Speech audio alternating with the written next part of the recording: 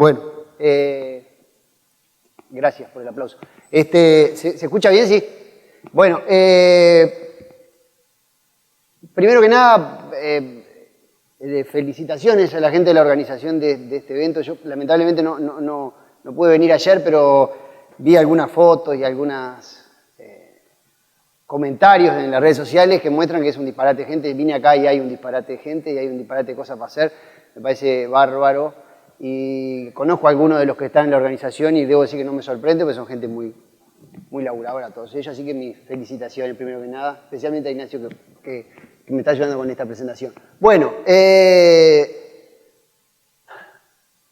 de lo que yo quería hablar acá es de Machine Learning, digamos, principalmente, y el resto es un poco de llamador para ver si se puede hacer un poco más entretenido, y Python, porque bueno, esto es una conferencia de desarrolladores que le va a gustar, pero esencialmente de lo que quiero hablar es del Machine Learning.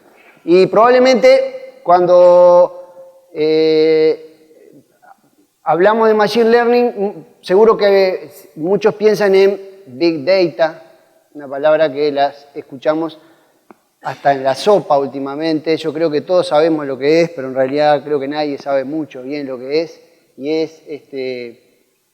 se habla de Big Data como la gran revolución de los datos, es decir, ahora que tenemos cantidades escandalosas de datos, la vida es mucho más sencilla porque metemos esos datos en la licuadora y salen conocimiento y adivinamos a prevenir la gripe y esas cosas. Y en realidad eso no es mentira, pero yo creo que el término Big Data a los que están en el tema del aprendizaje tampoco les gusta demasiado porque omite un par de cosas y es un poco algunas de las cosas que quería comentar en esta charla. Omite un par de cosas. Una es que el aprendizaje automático, uno es que pone el foco en los datos y eso está bien porque el hecho de que haya muchos datos es una gran ayuda y es lo que hace posible este tipo de cosas, algunas de estas cosas. Pero omite dos cosas más, y una es que el aprendizaje automático involucra una forma, si se quiere, nueva de pensar, porque hay que pensar las cosas al revés, hay que hacer razonamientos inductivos en vez de los razonamientos deductivos a los que estamos acostumbrados. Y la otra es que omite el hecho de que son muy importantes, además de los datos, los modelos con los que construimos esos datos. Es decir, si nosotros tenemos datos, no sabemos qué diablo hacemos con ellos, se nos transforma en una sopa de números que en realidad lo único que terminamos haciendo es number crunching y llegando a conclusiones que probablemente estén mal, ¿no? Entonces, yo en realidad de lo que vengo a hablar es de Machine Learning y a mí me gustaría empezar con un ejemplo que ya lo he mencionado en alguna otra charla, en algún otro momento, que es ¿por qué yo digo esto de involucra una nueva forma de pensar? Y entonces se me ocurre que un ejemplo interesante es cuando la luna... En el campo se dice que cuando la luna se hace con agua, tal vez alguno lo escuchó, cuando la luna se llena, está nublado, va a estar, el mes siguiente va a llover mucho, ¿tá? Entonces, si uno lo ve desde una visión, desde una posición racionalista o deductiva, eso no tiene sentido. Es decir, porque ¿qué tiene que ver el hecho de que la luna y las nubes que pasen? ¿No? Tratamos de buscarle una explicación y decimos, no, eso no tiene sentido. Pero en el campo una cosa que sucede es que se observa mucho la realidad. Y entonces, no es que alguien sepa por qué sucede, cuál es la causa de que suceda, pero lo que sí observan es que muchas veces ha sucedido antes que cuando la luna se hace con agua, el mes siguiente llueve. ¿Sí? Es decir, hay un razonamiento empiricista, observan los datos y encuentran una correlación. No sabemos por qué sucede, pero sucede habitualmente. ¿Sí? Entonces, eso nos permite predecir luego que si otra vez sucede que la luna se hace con agua, va a llover, ¿va? Y así es como funciona, no vayan a creer mucho la ciencia, digamos. Cuando las pruebas de medicamentos se hacen con ese tipo de cosas, se hacen pruebas sobre ciertas hipótesis y se miden cosas, ¿tá? Las encuestas hacen ese tipo de cosas y ahí podemos hablar de por qué a veces si los modelos no están bien podemos fallar, pero es decir, y esto no nos quita la incertidumbre, tampoco es seguro que eso suceda. Esto no es nuevo en realidad y es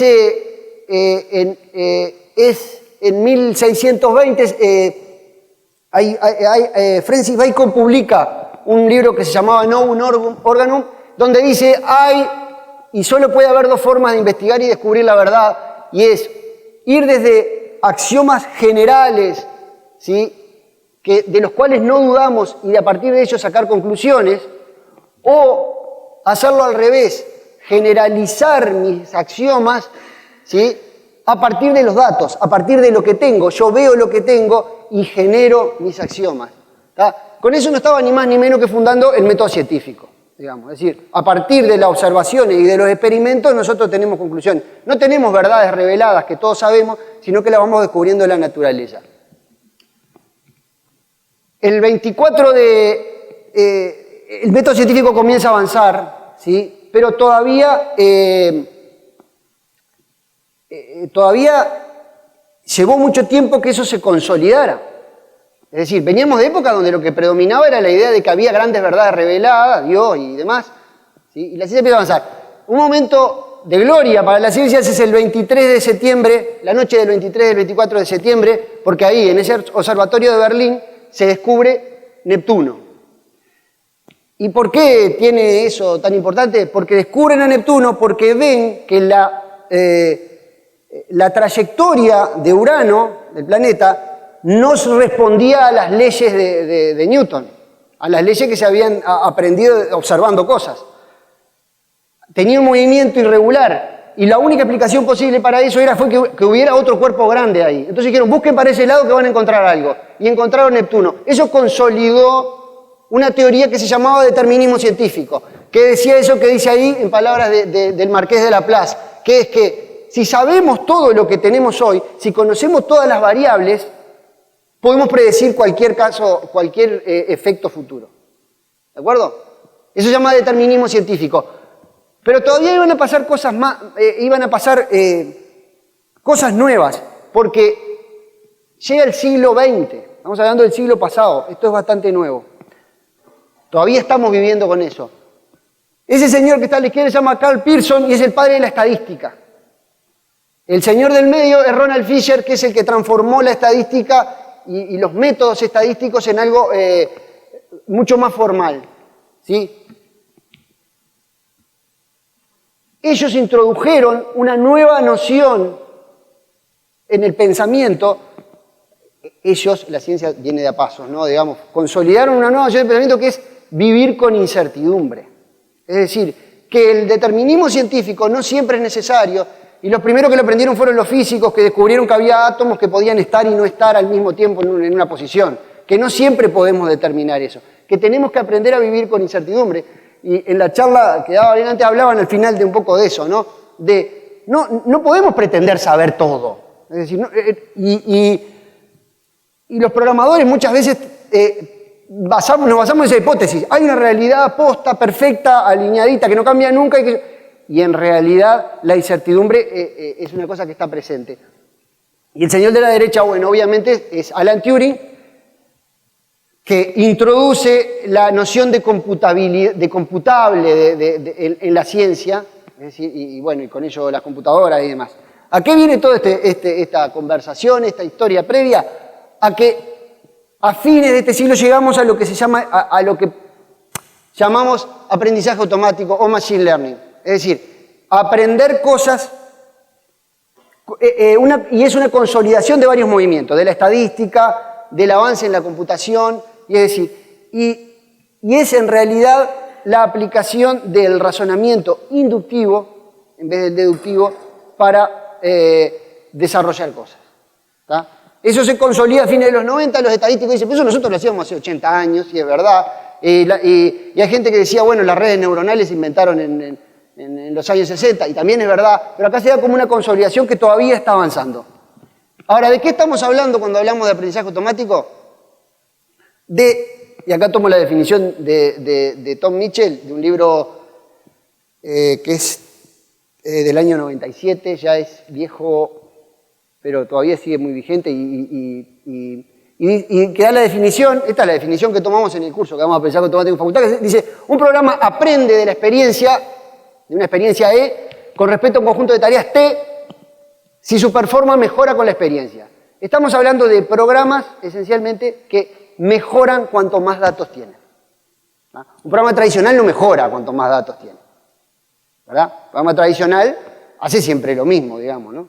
Responde a su entrada de una forma algorítmica. Estos programas lo que tienen en común es que aprenden de la experiencia. Que cuanto más experiencia tienen, mejor funcionan. Por ejemplo, un robot, que cada vez que va aprendiendo a medida que se choca con las paredes. Es decir, choca con una pared, aprende que se la chocó, la próxima vez intenta por este lado, choca con otro, y así va mejorando su experiencia y mejorando su comportamiento. Algunos robots, ¿no? Hay otros robots que tienen método determinístico y se tocan la pared de la derecha y les va a agarrar. También son válidos. Hoy en día, y bueno, de esto vamos a hablar un poco en general, pero hoy en día lo que más asociamos con eso es datos. La experiencia es datos. Cuando hacemos data mining, por ejemplo, lo que decimos es, cuanto más datos tenga, mejores cosas hago. Ha habido revoluciones tecnológicas, basadas en esas cosas. Por ejemplo, la traducción automática es mucho mejor, se fue al diablo a principios de este siglo, porque empezaron a incorporar ciertamente grandes cantidades de datos en el análisis. ¿Sí? Pero no los quiero... Bueno, hay ejemplos de éxito, iba a poner acá una cantidad de dibujitos de ejemplos de éxito, pero como creo que ustedes ya deben saber una cantidad, con este de Big Data no voy a decir nada, pero las grandes compañías, cuando Facebook te dice la cara de quién es, está haciendo aprendizaje automático, cuando Google traduce, está haciendo aprendizaje automático. Hay miles de casos. En general, Amazon es un gran ejemplo de aprendizaje automático. Es el recomendador de Amazon debe ser uno de los mejores ejemplos de aprendizaje automático bien hecho que hay hoy en día. O sea, se basa en la experiencia, ¿no? Se basa en lo que yo compré, en lo que yo miré, en lo que miraron mis amigos para recomendarme cosas. Está haciendo aprendizaje, aprende con la experiencia. Pero acá lo que nos interesa no es todo esto, sino saber si estos dos chiquilines se hubieran salvado, si no fueran dos grandes actores, si fueran de verdad así, cosas. Los grandes actores haciendo una película como esta. Bueno, porque los dos son buenos. Yo los vi en otras películas, los dos. Y bueno, entonces un poco la propuesta es, después de toda esta cháchara, aplicar esto que estamos hablando en algo concreto y en un lenguaje de programación concreto, con una biblioteca concreta, y ver hasta dónde podemos llegar. Está basado en una parte del libro que escribimos con Raúl Garreta, que se llama Aprendizaje automático en Python, y el título de la sección esa se llama Explicando las hipótesis del Titanic con árboles de decisión. Es un ejemplo donde, como hay miles, hay muchos, muy diversos métodos, cosas. Acá lo que voy a tratar es de explicar un poquito los pasos que se siguen en este tipo de cosas. ¿Tá? Y cómo se usa Scikit-learn para hacer esas cosas. Bueno, acá, lo primero que decíamos, ¿se acuerdan que los programas de aprendizaje necesitan una experiencia de alguna forma? ¿Tá? Entonces, en este caso la experiencia son los datos que tenemos. Yo podría decir, bueno, ¿se hubieran salvado? Y seguro que sí, porque la tipa era de primera clase y seguramente lo primero... Eso es un razonamiento que yo puedo hacerlo válidamente. Pero yo quiero basarme en los datos. ¿Tá? Entonces, tengo datos para el Titanic, no se ve muy bien, pero esas son tenemos la lista de pasajeros del Titanic, 1.313 pasajeros. Y tengo para cada uno de ellos, bueno, el nombre, la clase, si sobrevivió. Por ahí hay un sobrevivió que es un 0 y un 1, o un 1. Es el tercero ahí.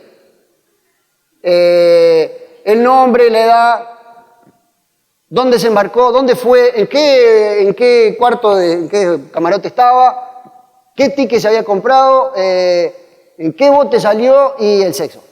¿Bien?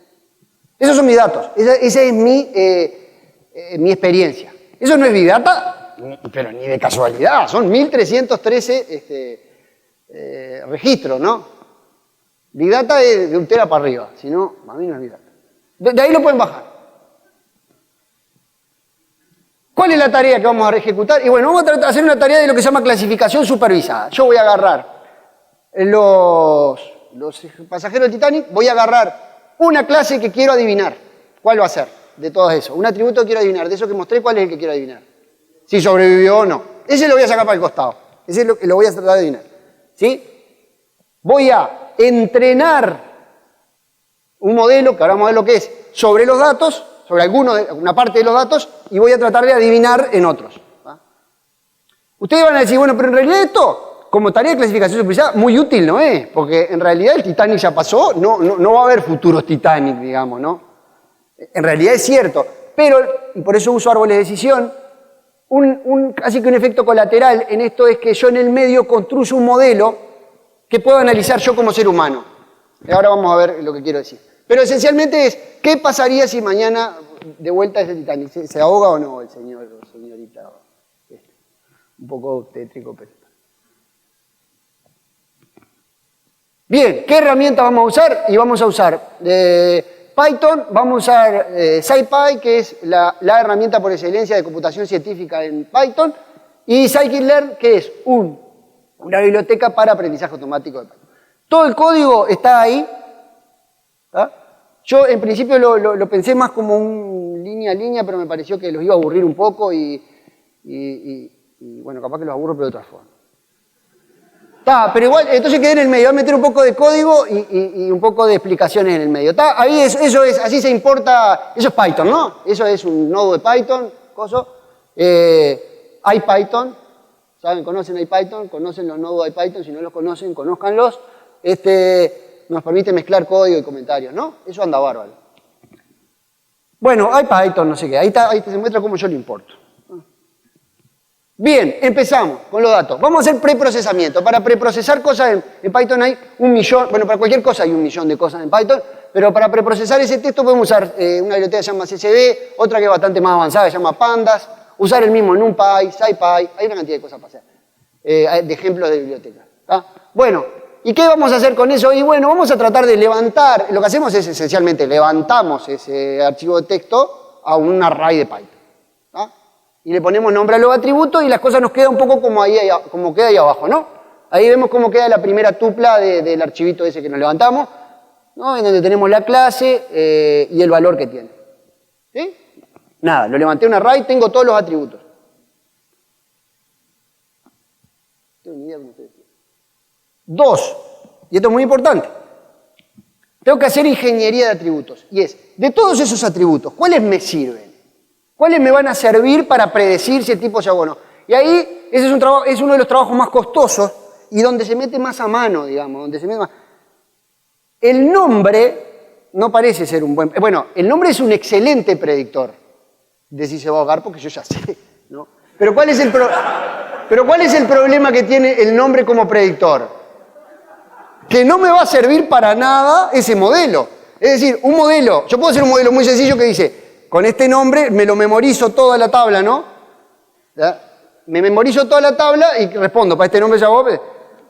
El problema que tiene eso es que, y acá va una conclusión es, yo quiero hacer un modelo que generalice, es decir, que trate de funcionar en casos que no vi. Ese es mi objetivo último. Si yo hago algo que funciona perfecto para mi corpus de cosas, pero no me sirve para predecir, en realidad no me está diciendo nada, no me está creando valor, digamos, ¿no? Entonces, yo tengo que elegir los atributos. ¿Y qué cosas nos van a pasar con los atributos? Esta es una de las partes que más se omite en el aprendizaje automático y es más engorrosa. Y es, ¿qué atributos? Porque los datos son sucios en general. Yo los datos no los puedo cambiar. No puedo ponerlos en una tablita preciosa como siempre. Los datos están ahí. Entonces, ¿qué atributo utilizo para aprender? O sea, ¿cuáles voy a usar? ¿Qué hacemos cuando no tengo valores? Acá en la lista hay gente que no sé la edad, por ejemplo. No figuraba la edad en mi lista de pasajeros. Entonces yo tengo que hacer cosas, acá no lo puse, pero por ejemplo, si no tenía la edad, iba a usar el promedio de los de las edades que había, qué sé yo. Y luego, sobre todo, y también esto es más de operativo, ¿cómo adaptamos nuestros atributos al método que utilizamos para aprender? El método de aprendizaje con árboles de decisión en scikit-learn exige valores reales como entrada. ¿Tá? Y el sexo masculino o femenino no es un valor de entrada, no es real, es un valor de entrada pero no es real. Entonces, en ese caso voy a hacer diferentes tipos de encoding, vayan al código, mírenlo, se puede hacer, que los transforma en 0,1, por ejemplo. Bueno, mis datos quedan una cosa así. Luego de todo ese proceso que no les mostré cómo se hace, mis datos van a quedar, voy a quedar con una nueva lista de features más limpia, que es la edad, el sexo, ¿sí? Y 3 atributos. Uno es, estaba en primera clase, estaba en segunda clase o estaba en tercera clase. ¿sí? Esto se debe a que los valores numéricos no tienen ningún orden entre ellos, primera, segunda y tercera, los efectos del método. El método podría suponer que están ordenados y yo no quiero. Entonces, simplemente creo 3 columnas donde le pongo el 1 donde corresponde. Eso se llama one hot encoding. ¿Tá? Pongo el 1 en el atributo que tiene. Si está en primera clase, el 1 está en primera clase. Ahí tenemos a una muchacha de 29 años, muchacha porque dice sexo 0, y de primera clase. Podría ser Kate Winslet. Kate Winslet era un poco más joven. Y 1 es que sobrevivió, si mal no recuerdo. Sobrevivió. ¿Tá? Ese es mi valor objetivo. ¿Se va entendiendo? ¿Sí? Luego voy a partir mi corpus de texto, mi texto en 2. No puedo enfatizar suficientemente lo importante que es esto. Pero no voy a decir por qué. Voy a partirlo y voy a tomar el 75% de mis archivos, de mi pasajero, los voy a utilizar para entrenar mi modelo y el 25% restante lo voy a guardar en un cajón. No lo voy a ver. ¿No? Como los magos. Sigo. Me quedé con los 984, hice algo absurdo, perdí datos, después veremos por qué. Y ahora sí, vamos a entrenar un modelo. ¿No? Ahora, con esos datos vamos a entrenar un modelo. ¿Qué es entrenar un modelo? Voy a crear una función que cuando yo le dé un pasajero del Titanic me diga sobrevivió o no. ¿Ah? A partir de los datos eso. Entonces, ¿qué voy a usar? Scikit-learn. ¿Qué modelo uso? Bueno, hay miles de modelos. ¿Ah? Va a depender mucho de mi realidad. Puedo usar el método estadístico, puedo usar el método discriminativo, puedo usar redes neuronales, no sé qué. Ahí tienen una...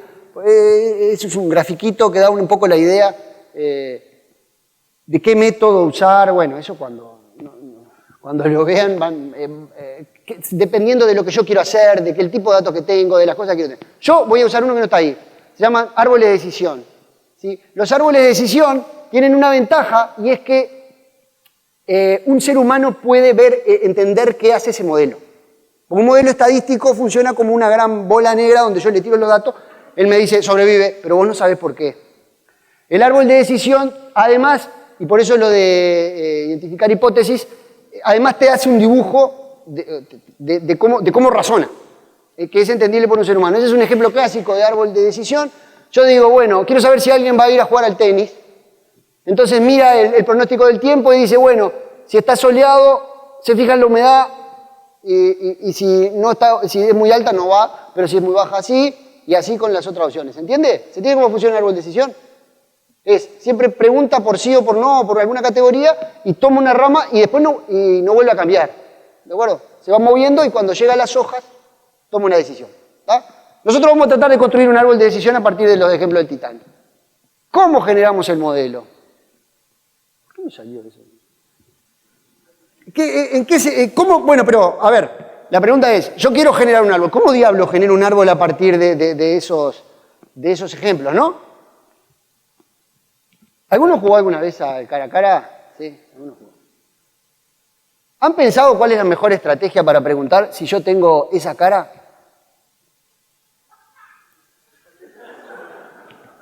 Si de esa, ustedes preguntarían, a ver si yo les voy a hacer una pregunta. ¿Preguntarían, ¿es un gato? ¿Sí o no? No. ¿Por qué? Porque no me agrega información. Porque no me dice nada. Bueno, saben jugar, ¿no? Yo tengo que adivinar que el otro tiene uno de estos. No me agrega información. Ahora preguntarían, ¿es un ser humano? Tampoco. ¿Por qué no? Porque son todos seres humanos, porque no me agrega información. ¿Tá? Generalmente, por lo menos mi estrategia cuando juego de cara a cara, y hay algún sustento teórico atrás de eso, es que elijo los atributos que parten mejor al conjunto. Yo preguntaría ahí, creo que si tiene lentes, podría andar bastante bien. ¿Tá? Es decir, ojo, yo puedo preguntar, ¿tiene lentes negros? Y si tengo una suerte bárbaro, invoco y gano. Pero lo más probable es que le erre. Entonces yo ese balance lo logro en las cosas que distribuyen más el ejemplo. ¿Tá? Entonces, la idea de los árboles de decisión es un poco lo mismo y se basa en un concepto que no se preocupen, no voy a entrar en detalle porque se llama entropía, ¿tá? Que esencialmente mide la incertidumbre que yo tengo. Cuando yo voy a tirar una moneda, mi incertidumbre es máxima si la moneda es equilibrada. Si voy a tener una moneda, no sé qué va a salir. Ahora, si mi moneda está cargada, ¿sí?, mi incertidumbre es mínima, es cero. La entropía captura esa medida. Es mínima, es máxima cuando todas las posibilidades son iguales y es mínima cuando hay una que se lleva todos los premios. O sea, cuando en la distribución hay una probabilidad que tiene, hay un evento que tiene todo, digamos, hablando en términos estadísticos. El árbol de decisión lo que hace es, utiliza una medida que se llama ganancia de información, que lo que es busca el atributo, de todos los atributos que tiene, en este caso la edad, el sexo, cuál es el que va a disminuir mejor la entropía, cuál es el que ordena mejor el conjunto. Es un poco la idea de la ganancia de información. ¿Tá? Es decir, por ejemplo, va a empezar preguntando, y parece razonable, ahora lo vamos a ver en el ejemplo, va a empezar preguntando por el sexo, porque la mayoría de las mujeres, las mujeres se salvaron mucho más que los hombres en el Titanic. Entonces yo, lo primero que pregunto es razonable, porque es lo que disminuye mi incertidumbre. ¿Se entiende un poco el concepto? Bueno, ¿y eso cómo se hace en Scikit-Learn? Es una pavada. Uno agarra y dice, creame un clasificador, que es lo de la línea de arriba, usame la entropía como criterio, porque siempre hay otros criterios. Llegame a 3 niveles de árbol y que queden 5 ejemplos en cada hoja. Eso es lo que se llama podar el árbol, porque si yo hago un árbol muy ajustado me va a pasar como en el caso de los nombres. Eso se llama sobreajuste. Si yo hago un árbol muy largo, con muchas decisiones, lo que voy a lograr es un árbol que me responde para cada caso la situación particular, es casi como memorizar. Entonces yo lo tengo que podar para que generalice.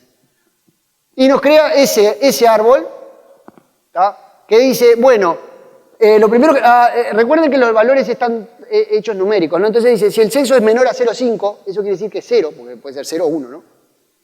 Si es 0, ¿sí? Y la respuesta es sí, pregunto si era de tercera clase, ¿sí? Y así voy preguntando para cada lado, ¿no? Después pregunto si ¿es de tercera clase? No, no es de tercera clase. Entonces pregunto, ¿es de primera clase? Sí, entonces seguramente se hubiera salvado. No, sí, acá abajo, ¿verdad? 97 contra 5, la mayoría de las mujeres de primera clase se salvaban. Y así es el árbol que yo construyo, yo lo puedo analizar y van a ver que da bastante razonable. Y vamos a ver ahora lo que nos interesa a todos acá, y es qué hubiera pasado con Leonardo DiCaprio. Tenemos a Leonardo ahí, que lo vamos a representar como una instancia nueva de 20 años, ponele. Yo no la vi, creo que son 20 años, ¿no? Sexo masculino y que estaba en tercera clase, ¿no? ¿Qué le hubiera pasado a Leonardo? Hubiera caído por esa rama del árbol, que vamos a ampliarla porque no se ve bien. Es esta que está ahí arriba, 449 se murieron y 47 se salvaron. O sea que mi modelo va a predecir que lamentablemente Leonardo DiCaprio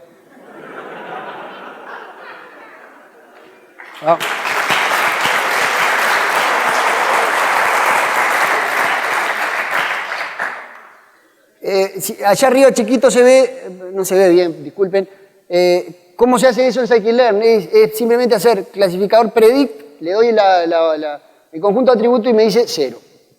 Aplica el clasificador. ¿Tá? Les dejo de deberes que sepan qué pasaba con la chiquilina. Bien, y para terminar esto, no tengo ni idea cómo estoy de tiempo, para terminar esto, ¿se acuerdan del que teníamos en el cajón? ¿Y se acuerdan de lo que hablábamos de la incertidumbre? Los modelos de este tipo de datos no pretenden tener una respuesta universal. Es decir, son, por definición, generalizaciones a partir de datos que nosotros esperamos que funcione bien. ¿Verdad? Que funcionen bien en la mayoría posible de casos. Entonces el clasificador construye, es muy divertido, pero yo no sé si está bueno. No sé si funciona. ¿Cómo voy a saber si funciona? Bueno, lo voy a evaluar sobre, ¿se acuerdan el pedacito del corpus que guardé en un cajón? A esas instancias las guardé porque no las vi en el entrenamiento. Para evaluarse hay una medida muy sencilla que se llama accuracy, que es aplicarlo a todos los ejemplos y ver si embocaba o no. ¿Tá? En nuestro caso, acá nos da que invocamos, eso que está en el medio se llama matriz de confusión y dice, bueno, de los que no sobrevivió, yo predije que no iban a sobrevivir 649 y a 13 los maté mal, digamos. Y con los servidores al revés. Eso me da una accuracy, es decir, del total que invoqué, que son los que están en la diagonal, me da 0,83. En el 83% de mis casos, yo invoco, si el tipo, o sea, me hace pensar que es un buen modelo, digamos. ¿Está? Pero eso no es una buena idea, porque yo ahí estoy evaluando sobre el corpus de entrenamiento. Es decir, estoy evaluando, esto es muy importante, evaluando sobre los mismos datos que usé para aprender. ¿De acuerdo? Mi objetivo en este tipo de cosas siempre es predecir datos que no conozco, en datos futuros, digamos, ¿no? Si yo hago un modelo que entrene para reconocer si alguien me va a quedar debiendo con una tarjeta de crédito, lo quiero usar para el futuro, no para saber los que ya me quedan debiendo, ahí. ¿De acuerdo? Entonces, por eso lo que hay que hacer es sacar del baúl el corpus de entrenamiento y medirlo. Y como ven, da un poco más bajo y eso es habitual. Es decir, sobre un corpus que no conocía me da 0,79 mi medida de accuracy. ¿Entiende? Bueno, y por ahí dejamos el Titanic, pero un poco la idea general de este tipo de métodos es eso. Y la idea de Scikit-learn lo que hace, resumiendo, es junta un montón de métodos, les da una interfaz única, es decir, todos los métodos, no importa lo que sean, funcionan igual en Scikit-learn. Pasámelo a este formato de entrada, entrená el modelo usando tal método, y usarlo para predecir de tal forma. ¿De acuerdo? Y me da todas las medidas. Machine Learning es mucho más que esto que yo les conté. Esto es un pedacito muy chiquito en Machine Learning que se llama clasificación supervisada. Un método de clasificación. Hay otros, muchísimos métodos de aprendizaje automático. Lo que está a la izquierda es el curso que damos en facultad, que dan mis amigos Diego Barat y Raúl Garreta en aprendizaje automático. Yo a veces meto un poco la cuchara. Donde se aprenden una cantidad de métodos y fundamentos. Lo de la derecha, en realidad, es el excelente curso de Coursera de Machine Learning que lo da Andrew Ng, que es una de las referencias mundiales de este tema, es basado en el curso de Stanford. También se los recomiendo, está muy bien. Además, hay una parte del curso, después de la primera parte, pongamos la semana 3, Andrew Ng dice, y les aviso que si entendieron lo que pasó hasta acá, que tampoco es una cosa tan horrible, lo que enseñó hasta ahí, si entendieron lo que pasó acá, están arriba del 70% de los ingenieros de Silicon Valley, porque esto es un tema nuevo. ¿Tá? Bueno, hay otro curso de reconocimiento de patrones en el Instituto de Ingeniería Eléctrica, son ejemplos, están empezando a surgir y van a surgir muchos más seguramente. Si a ustedes no les gusta Python, en todos los lenguajes de programación hay cosas para trabajar con aprendizaje automático. R es el lenguaje de los estadísticos, ¿tá? Que usan la comunidad estadística, pero tiene mucha cosa general de aprendizaje automático. Hay otras bibliotecas de Python que no son Scikit-learn, como PyBrain. Está Octave, que es como la versión open source de MATLAB, que también tiene muchas cosas. Si no tienen más remedio de trabajar con Java, tienen Aweka, que es una biblioteca súper rica, fue de las primeras que se usó, es una broma lo de Java, no tiene nada. Y si quieren saber un poquito del futuro, pues yo investigaría a Julia, que es un lenguaje, es como una versión amigable, es decir, amigable como Python y rápida como C, es lo que busca, trata de ser. Y bueno, y ya viene desde el vamos, porque desde la comunidad que sale es la comunidad científica con este tipo de cosas muy enraizadas. Ahí abajo en ese link hay una cantidad de bibliotecas en cada lenguaje según el lenguaje de vuestro gusto. Bueno, muchas gracias por la atención.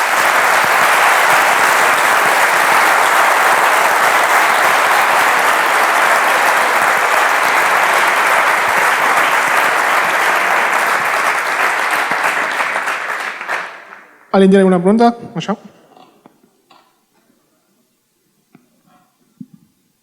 Hola, buenas tardes. Vos acá sacaste un conjunto de datos y después de ese conjunto dijiste, tengo este modelo y este modelo vive con este error. ¿Este modelo qué, perdón? Tiene este error. Sí.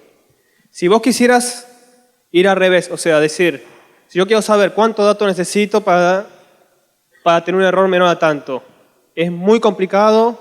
No. ¿Se puede estimar? Complicado es una palabra. Hay una teoría que se llama teoría del aprendizaje que apunta a ese tipo de cosas. a medir el Leslie Valiant. En el curso lo vemos, una parte que se llama medida de hipótesis. No es sencillo, se basa en métodos también estadísticos, pero hay una teoría, se llama medida ABC, que te dice qué tan complicado es tu mundo, tu universo, digamos, tu espacio, y según tu método, tu forma de tener las hipótesis, cuántos ejemplos tenés y te determina cotas. Sí, hay teoría de eso.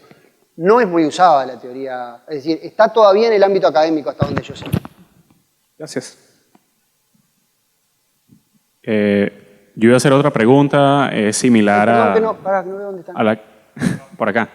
Perdón. Es similar a la que hizo él. Si se puede determinar cuántos datos se necesitan para hacer conclusiones sobre un modelo. Eso me recuerda en un cuento corto de Isaac Asimov que se llama La última pregunta, The Last Question, donde se preguntaban si se podía determinar si la entropía era reversible en el universo. Pasaban miles de años, nunca había suficiente data para una respuesta significativa. ¿Se puede determinar a ciencia cierta cuántos datos son necesarios para sacar conclusiones de un modelo? No, lo que se puede... Recuerden lo que hablábamos de vivir con incertidumbre. Tenemos que aprender a vivir con incertidumbre. Es decir, tenemos que aprender a vivir lejos, en este caso, del principio de determinismo científico. Es decir, no hay un 42. Hay cosas y la vamos llevando, digamos, ¿no? Y varían, y creo que el error que cometemos muchas veces es suponer que hay una respuesta única, ¿sí? Y cuando en realidad lo que tenemos son variantes. Lo que nosotros sí podemos hacer es separar datos que no conocemos, ¿sí? Para predecir nuestro comportamiento, para medir nuestro comportamiento. Por eso es muy importante lo de separar el corpus. Ahora, ¿cuál es la respuesta correcta? No, en general es muy difícil. Es decir, solo lo que nosotros más podemos aspirar es hacer predicciones correctas. Lo que siempre ha hecho la ciencia, ¿no? Es decir, uno hace una teoría y mientras viene metiendo predicciones correctas, viene bárbaro, un día viene uno, le dice, en este caso no antes, marchó. Y bueno, está. Y modificamos la teoría. No sé si... creo que no responde tu pregunta, pero es lo que hay. Buenas Igual tardes. está muy bien la pregunta, no quiero... Buenas tardes. En el ejemplo que dabas, por ejemplo, utilizabas la edad como uno de los campos, uno de los Sí. datos que tenías. ¿Es mejor en esos modelos, qué es mejor? ¿Usar la edad como un valor absoluto o dividirla, por ejemplo, en rangos de edades? Depende mucho del modelo eso. Por ejemplo, el modelo tradicional, el modelo tradicional de árbol de decisión, el algoritmo tradicional que se llama ID3, es al revés. En vez de usar números, usa categorías y usualmente lo que se hace con los valores reales es dividirlos en rangos y la implementación que hace Scikit-Learn, no lo puedo decir con certeza, pero estoy seguro que lo que hace es dividirlo en rangos, como decís vos. Porque cuando yo utilizo un valor numérico, es un problema un poco diferente, digamos, porque hay infinitos, digamos. Entonces, generalmente lo que se hace es abrir en rangos cuando uno lo vuelve discreto. Pero hay métodos que están orientados a cosas continuas, entonces ahí no tenés ese problema. ¿Cómo le metes ahí?